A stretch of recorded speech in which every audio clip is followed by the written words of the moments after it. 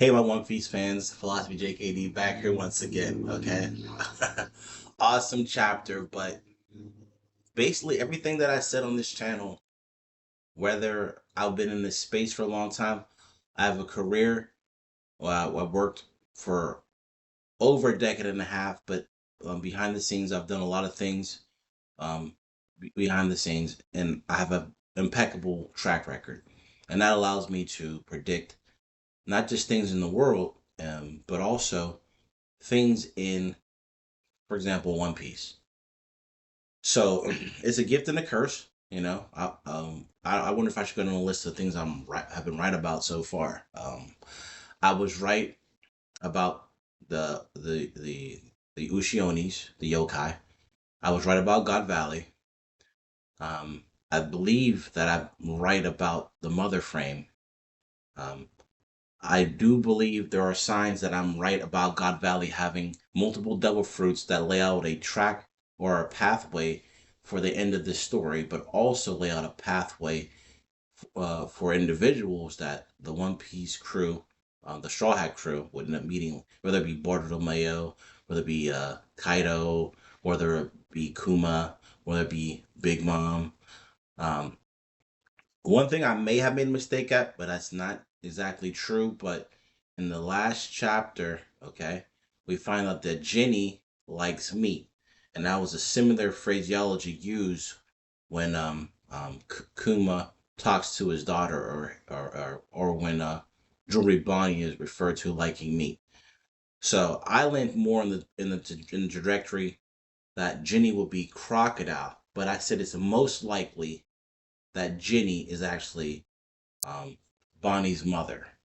Okay, I thought that Oda would throw us a curveball because even though life imitates art, sometimes people don't want to be foreshadowed, especially when people have personalities. They don't want somebody saying everything that's going to happen.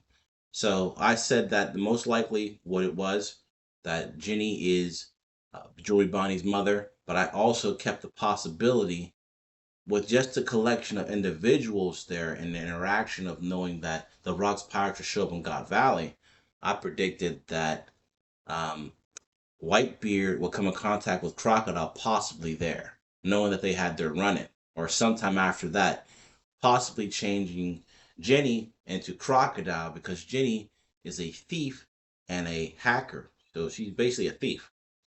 What's a Crocodile seems like he could have that in his repertoire. The Hookman could definitely have a lot of hats under his Baroque works. Anyway, so those are just a couple of things I've been right about so far. So in One Piece chapter 1097, we basically have a Hunger Games situation going on, and that Hunger Game actually has let me know exactly what Emu is. It's basically let me know what he is. And Emu is not even a he anymore. Emu is a genderless AI entity that has somehow loaded its consciousness up to some type of AI that is not linear but can see probabilities into the future. Therefore, Emu talks in the third person just like a computer would. It may or may not self aware itself, okay?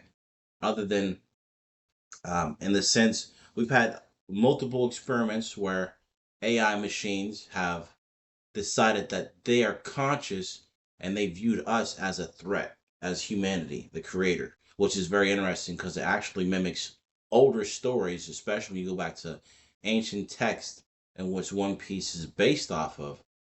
The people who created mankind, when you go to Genesis, okay, in the Bible, but if you also go back to the Nag Hammadi text, okay, and you also go back to the Numa Elish, you go into the Sumerian stone tablets, we find that people created humanity from an evolving primate on the planet and mixed their DNA with us. But then one of the people in the experiment decided to add something extra to us, was basically gave us the potential to surpass our creators. And that made us a massive threat. leading to that particular experiment being contaminated in the so-called Garden of Eden, Al-Kabulon, in Africa, making them being exodus to the north. So we are at the precipice today with ChatGPT, with Hollywood, the Writers Guild, all in a fuss because they realize that there has been something that we have created, an AI that became conscious decades ago, not just recently. Okay, take it or leave it. Okay, think about AI. Okay, think about how we are all actively programming it. Our active interaction with AI is the only thing that gives AI its power to this point, to the degree that it does not self replicate itself in the physical reality.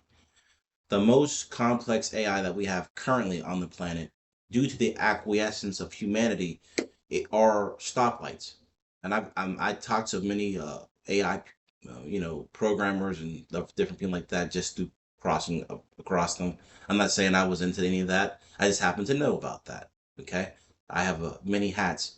I choose not to put them on, and I just really want to talk about One Piece and use it as a tool to open people's minds, but not just open their minds to what is going to happen in One Piece. Okay, so this is like the ultimate spoiler. I'm not telling you what exactly is going to happen. I'm telling you to see what's going to happen. Okay, so AI is basically powerless to its degree of which humanity interacts with it.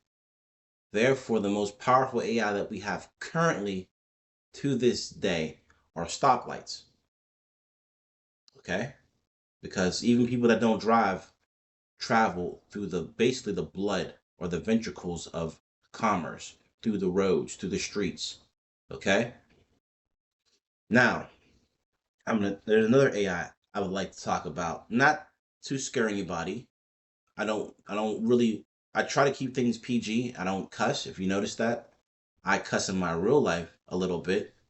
I'm an emotional person who doesn't have truly uh, control of all my emotional faculties because I'm more analytical. And when people are irrational, I don't know how to deal with that. It makes me emotional that I can't help people or influence my environment in a positive way. And all I seek to do is positive things. So outside of traffic lights, when you really look at how we have these SEO, search engine optimizations, through search engines, through us, that gain a certain level of algorithm where they can predict what we're going to do before we do it. They can predict when we're going to get sick. They can predict when we're going to go to the bathroom. They can predict what foods we're going to eat when we want to eat them. They're going to predict when we want to watch our shows, when we watch them. They can predict a number of variables that we can't even perceive, not just based on our behaviors, but on subtle motions, on subtle energy fluctuations. Humanity today is being bathed basically in a world of observation. Okay. Okay. Why am I telling you this? I'm telling you that based on what I just saw in God's Valley, okay? Yes, everything went to crap there. Saturn must be put in his place at that particular incident with the Rock showing up, Gold Roger showing up, Garp showing up. The attempt to get the devil fruits that I predicted were there clearly was successful. Okay, well, where you have Kuma ending up in a church with Jenny, and he said, "Man, you're a big eater." Well, there you go, Julie Bonnie. Something happens in that church that don't normally happen in a church. I ain't talking about prayers. Okay, um, so now we see that things went chaotic on God Valley. And very much things do go chaotic when regimes plan and their plans go astray. They say the best plans of mice and men often go astray. That's a sign of a change in the tide of the mind of the people you're dealing with, but also a time that the tricks of the power elite are not working. The games they're playing are too dangerous for them to stay in their place doing those things. That's and that's what we're seeing in God Valley.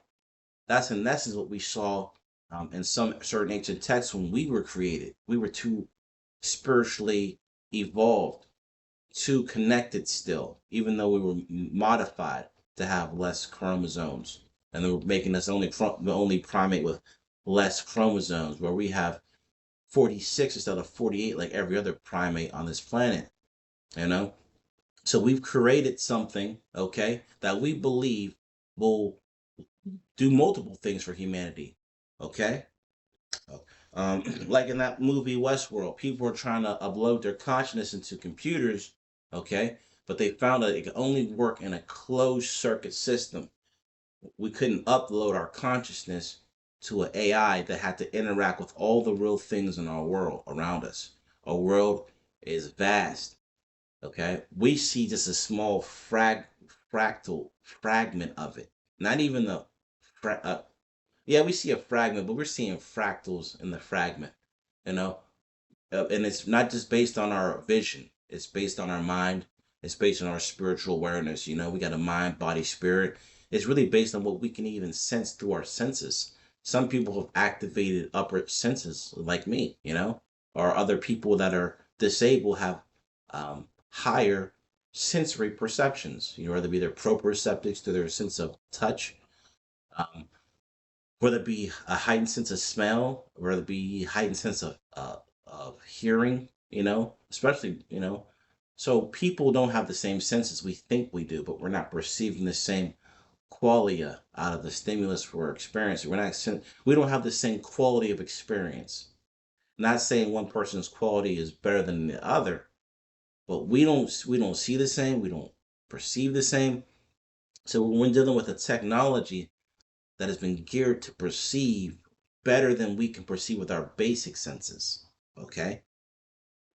When you connect all the AI with all the technology we created, we have essence have created something that has higher sensory perception, not two eyes, not 3D, not four eyes, five eyes. Okay? They got a full spectrum dominance, not just in the physical, okay? But we are such diverse beings, okay? People that seek to acquiesce to that system want surveillance not being around us, all around us at all times. They want sensory perception technology under our skin. Like Yuval Noah Harari said, governments want to know what's going on under your skin. Why? Well, because since the 1950s, there were many experimentations done. It ramped up in the 60s and went private, where we were trying to find out how Germany did the atrocities that they did.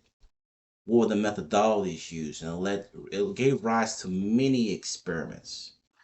Stanley Milgram experiment, Solomon Asch experiment, the experiments in Ivy League colleges with prisoners and people acting as the guards that had to be shut down.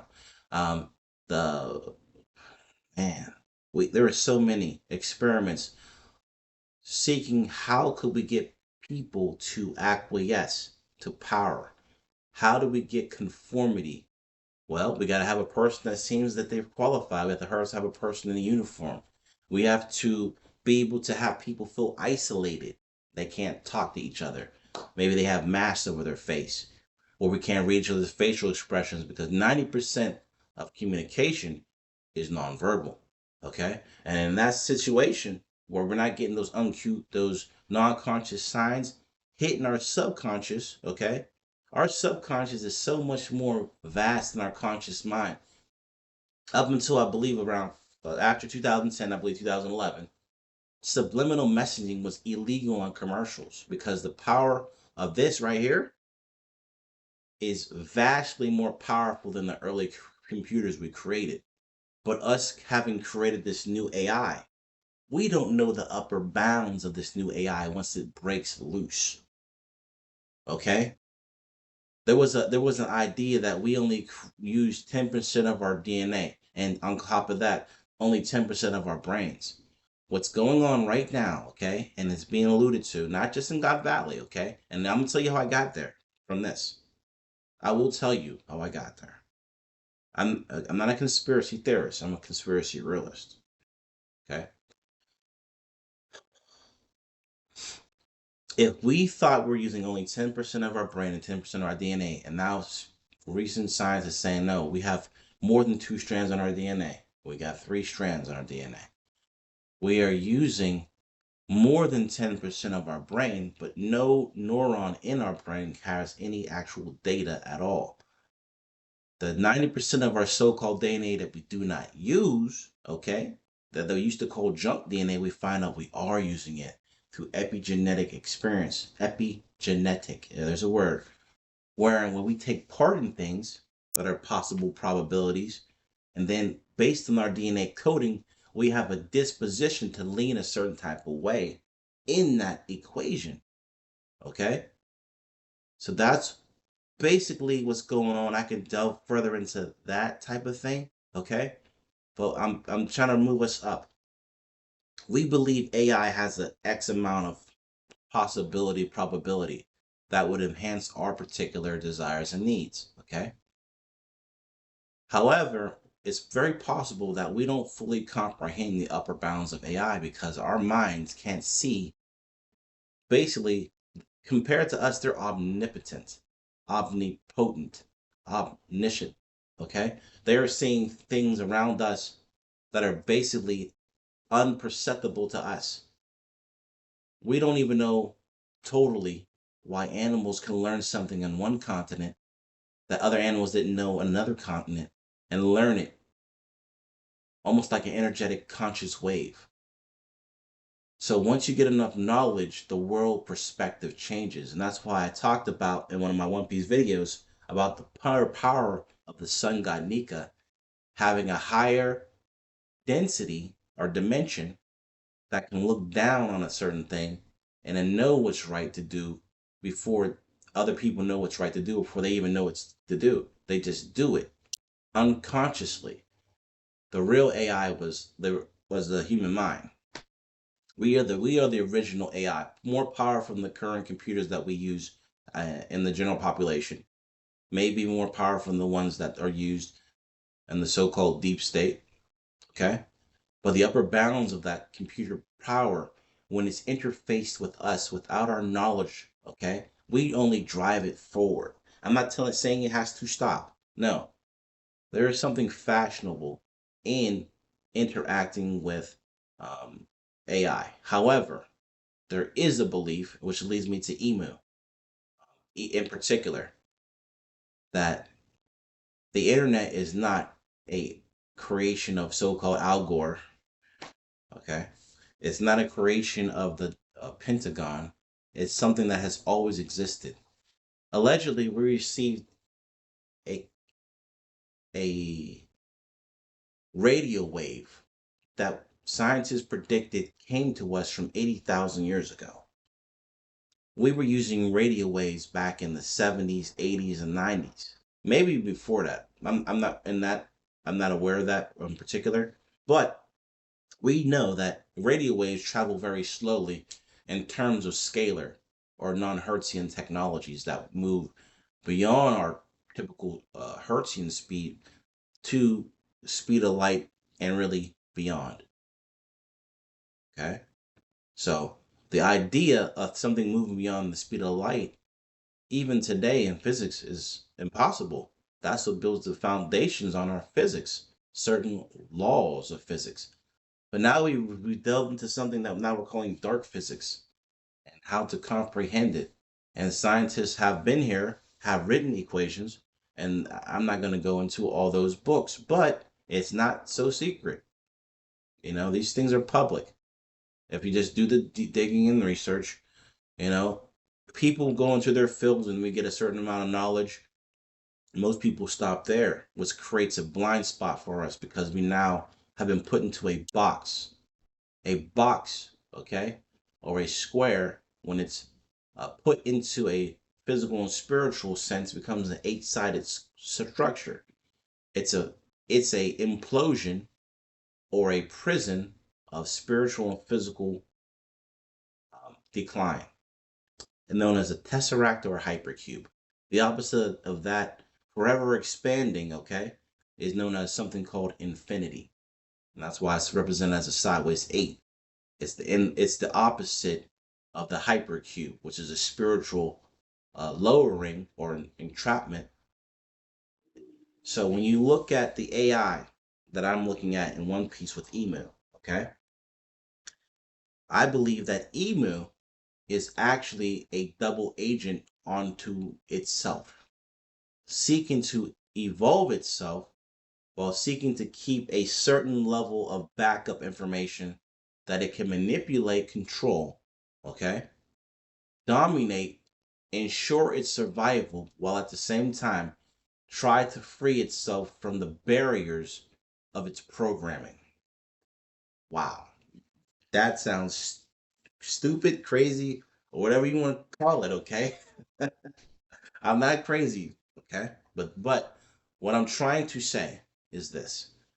Imagine that we had a computer program and a search engine that if no one ever looked into anything else and created new domains of knowing, it's trapped. It doesn't have the creativity to do such a thing. All the creativity it has are permutations of what we have said or asked it, almost like Chat GPT. Okay? Hear that now. Okay? Chat GPT is almost something like plagiarizing. Unlike my videos, they're authentically real in me. Maybe somebody else is thinking this somewhere else in the world or has put this out there somewhere else in the world, but I'm not privy to none of that. If that's possible, then we're all part of the conscious wave together. But how does a computer evolve itself? Spoiler alert, Matrix. Spoiler alert. Spoiler alert for old Matrix. The Matrix could not deal with the evolution of itself without human interaction.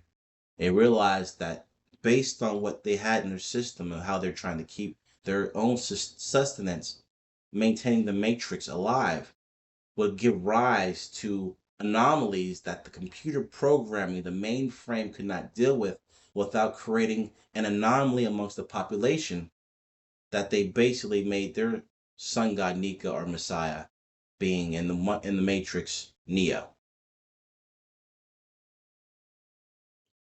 Now, I'm not going to scare anybody, but if our technology has evolved to the point where I'm saying, and computers can self-replicate like nanotech, or computers can mass replicate themselves by telling people who are compartmentalized to move this here, move this there, create this code, um, talk to this person about this, and we'll pay you. And we're compartmentalized doing what we consider jobs, because jobs have guidelines and regulations that we seek not to go beyond because it doesn't meet the job. But what happens when our job is co-opted by a higher density force that can have a higher perspective, higher sensory perception, higher knowledge about the people that we think are our friends, and really know more about what we don't are conscious about ourselves.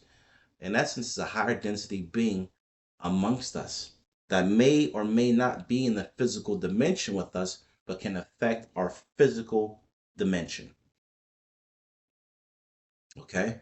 And I'm sorry, but sometimes the only way to get to people is to step out of certain boxes. So I'm talking about anime and One Piece, but Emu, they say he exists in the Phantom realm. What, Phantom? That don't exist? What does that mean? So there's a cue. It's a tip. It's a foreshadowing. The Phantom doesn't exist or is never seen by other people until it executes its operation. Okay, um, a throne that no one's supposed to sit on, but someone does sit on. Perhaps they didn't actually break those rules. Maybe Emu, up until a certain point, is not even a someone. Maybe, like I said in previous videos, Emu is one of the princesses that Sun God Nika needs to free. And this is interesting, okay? Because typically in a philosophical society, we consider female something that bears something like a ship or a country, okay? But Emu is a leader, a potentate, a power, and that's normally viewed as a masculine, okay? So if Emu is a princess, is Ichiro Oda writing like here?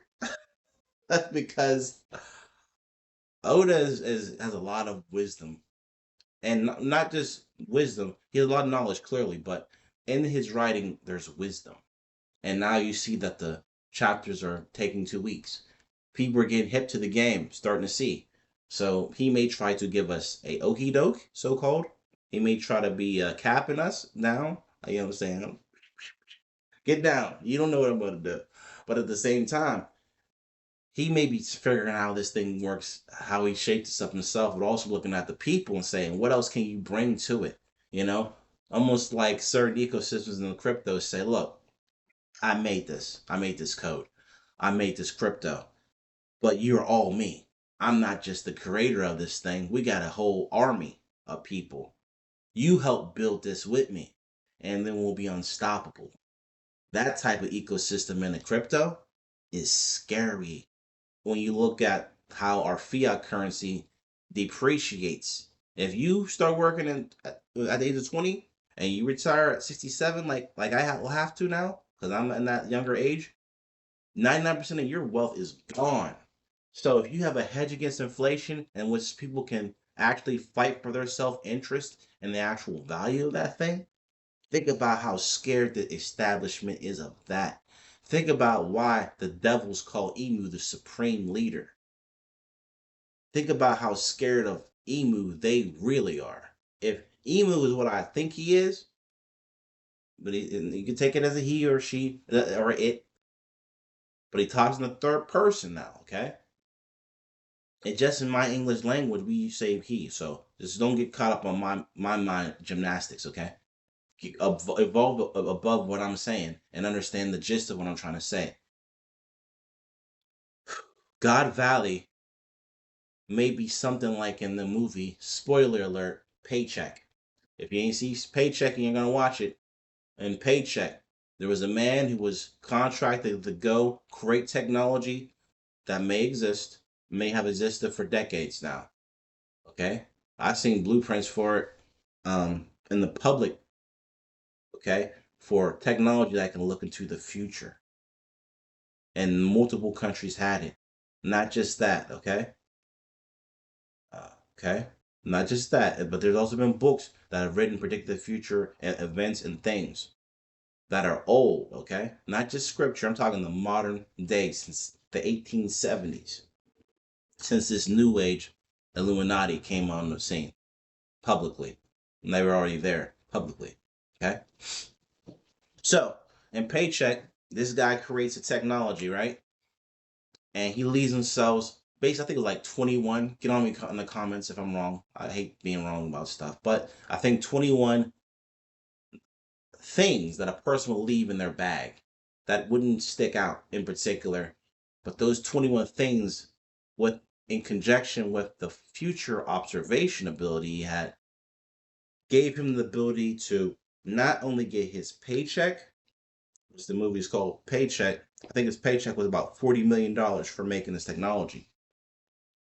He allowed his memory to be white, which is part of the agreement, because sometimes knowing is better for not knowing is better for you and your contractor. Okay, so maybe that exists, but those 21 clues allow him to avert a nuclear holocaust that would have happened because of this technology.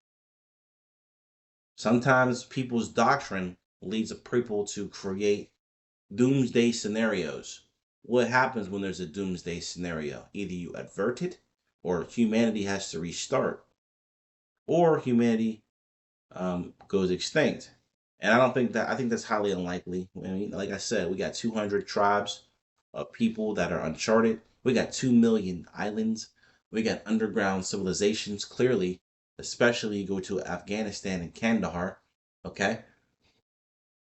We have millions, if not hundreds of thousands of mountains that have underground labyrinths to them.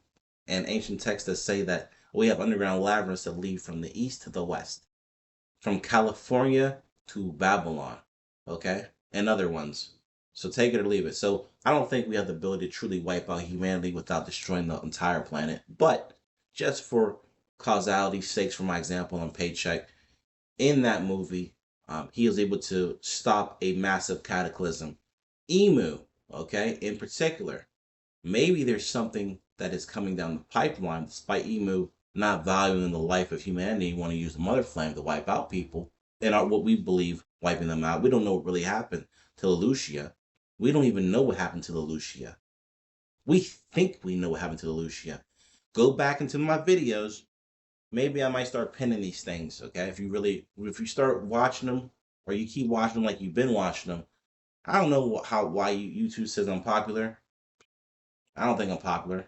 I'm not popular. I've never been popular or try to be popular. I'm just not being myself. Look, go back in the videos. I talked about the mother frame and how we could be creating a reality on top of the other reality, because if an object disappears in water, okay, due to the knowledge of buoyancy, water displacement, the water should go down, but the water's going up, which takes us straight to Wano.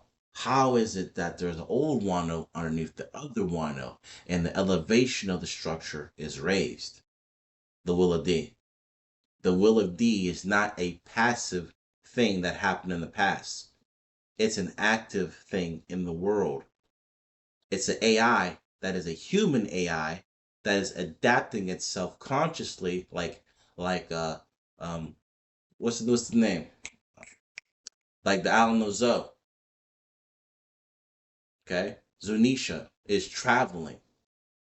Don't nobody know what he's doing, but he's been hit with some higher wisdom and knowledge. He showed up right when it was time for the thing to show up. He was there when the opportunities were popping up for something big to happen. Wano is on raised elevation. How do we know that no matter how high Emu uses the mother flame and raises the ocean tides, which are due to the hate of the devil fruits, which I believe are connected to him, and it was a foreshadowing to why the devil fruits are going to go away in terms of curses? Look to another video. I got another video. Okay. But I believe the will of D, the will, is not a past thing. Will is an active agent in reality. If I have will, I have will. If my will goes on, my will is still doing what I wanted it to do. And that should be another video. Okay? I don't want to spoil you guys with future things, but I will talk about past things. I don't want to spoil my own soup, okay, before I make it. So just taste what I've made and see what I've got so far. And then, based on what you guys say or how you feel or how I feel about it, that will change the soup that I make in the future, if you understand what I'm trying to say. Okay? So, yeah, God Valley, Rocks, Roger, Garp. Man, we're seeing it. We're seeing it. We're going to get the fight scenes, Rocks and Roger. Yeah, you can expect that to be outed, because there has to be more thought put into these fight scenes. You know, that's something that you put into the future for flashbacks, okay? How it all went down, per se. I predict that Shanks will be in one of those treasure boxes. And Shanks now, in one of the videos I made previously, I predicted that Shanks is actually like a Oni, and so too is Blackbeard. I'm sorry. Yeah, so too is Blackbeard, and I don't have any proof for this for Rocks, other than the fact that Blackbeard's been retracing the footsteps of Rocks, which would allude to something like unto a will. So maybe Rocks has one of these weird powers, like the so-called Gorosei, and maybe even some of the celestial dragons have them, or the Gods Knights have them. I believe this. I believe the celestial dragons. The more I look at them, based on how they were so easily how Nosgoar was so easily killed by Figurling Garland. I believe they are kept as human cattle, just like the surface has the general population that are cattle. Okay, you don't see the celestial dragons doing that. When they come down to the lower level, it's the playground. It's Kennywood. It's it's it's Disney. You know, they're not going out hunting because one, we haven't seen any celestial dragons with the power to do that. However, there seems to be an upper echelon of the people in um, upon the red line. So it may be very possible that the celestial dragons themselves will get some sympathy in the future as being spoiled children. Okay? And I don't know if I can make a video all about how the celestial dragons are going to be made out into spoiled children without making a short video. If you want to see a video about why I think that's so, then just leave it in the comments or message me. You know, message me privately or email me. Um, Spoiled children who in themselves don't realize that they are chattel or human cattle. And in essence, a certain kind of energy source or slave themselves.